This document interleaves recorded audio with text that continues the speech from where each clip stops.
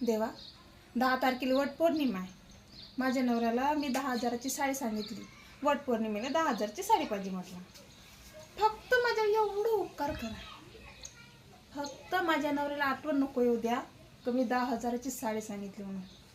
मग बघ मी कसा तमाशा करतोय जीवनाचा. त्याला पण आठवण राहिली पाहिजे ना मी कोण आहे की नाही.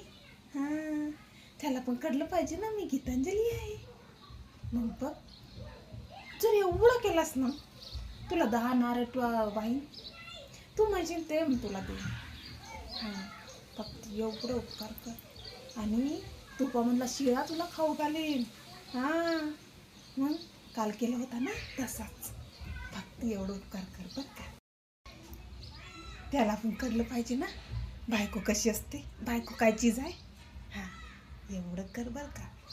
हां,